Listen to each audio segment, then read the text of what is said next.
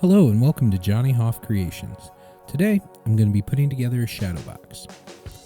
This shadow box was donated to me by one of my friends, and after taking it apart, I'm going to give it a quick coat of paint and paint it black. White really didn't seem to work for this application, so after a couple of coats that actually took longer than the rest of this project, I was ready to start. I used the frame piece so I'd know the depth that I was working with to make sure I didn't mount something too high, and then grabbed a handful of natural things that I had lying around. I had some bits of rabbit pelt, some thin, hollow reed-like things, a tarantula, and some bones that I wanted to add to this. This tarantula was found incomplete, so I was playing around with the idea of making a hermit crab spider combo and covering its missing abdomen with a shell that I had.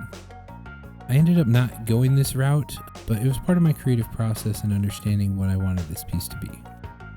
Normally when I'm putting together a shadow box like this, I'm not really looking to make a scene. I'm more of making an abstract piece with natural items that I have lying around.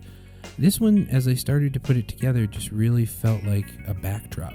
The bits of the rabbit pelt kind of looked like bodies of land, and we have sticks and twigs growing out of it, and even a mushroom that I made out of a chicken bone and the cartilage spacers in between cow vertebrae. I have some more insects that I want to add to this piece as well, but right now, I'm just trying to get the backdrop figured out.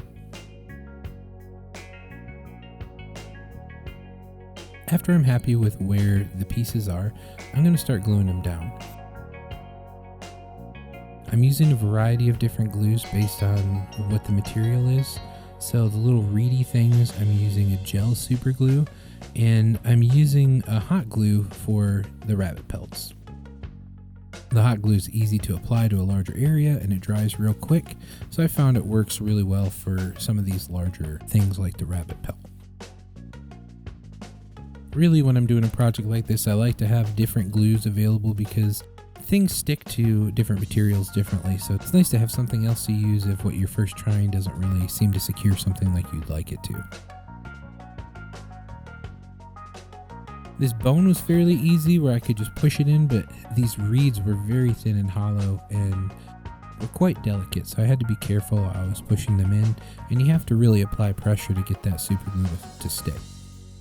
I've edited out me holding my hand with each piece as it dries, but took about a couple of minutes per piece before it fully set. The mushroom I finished off with a little bit of hot glue in the center and some gel super glue around the edge. And after that, I was pretty happy with how the backdrop looked, so it's time to bring out the other bugs. So for this project, I have a dried shriveled tarantula, a tarantula hawk, a velvet ant or a cow killer, and a scorpion, and some little fly that the scorpion's going to end up eating. This tarantula hawk is a natural predator of the tarantula. It envenomates them, implants its eggs, and its young eats the tarantula alive. Pretty horrifying, but I thought these two pieces together would be how you'd find them in nature. This scorpion, I believe, might be a bark scorpion, and I posed him up in a strike position with his claws open so he's ready to eat this fly. I ran into a little bit of problems as I was removing the scorpion here, and oh no, his tail broke off. Alright, don't panic, it's okay, I can fix this. A little bit of super glue and he's off on the side now with his tail curing. So I decided to turn my attention back to the tarantula. So I decided to pose him upside down so you could see his fangs, which I thought were really cool, and put him right in the center of this blank space where the tarantula hawk would really shine as well. This guy is huge, beautiful, and terrifying. I caught him in my shop, pinned him up myself, and it was pretty scary the whole time. I'm not a huge fan, but it's a beautiful specimen. Now, with the scorpion's tail back in place, I'm going to very gently place him back in front of the little mayfly where he can snack on his meal. And here's the piece all finished, ready to go inside of its frame. I'm pretty happy with how it turned out. I think both the specimens in the background and the insects themselves both shine in their own unique way. So after carefully putting it back inside of its frame, it's all finished and ready to be displayed. Thank you for joining me on Johnny Hoff Creations. I hope you enjoyed this project, and we'll see you in the next video.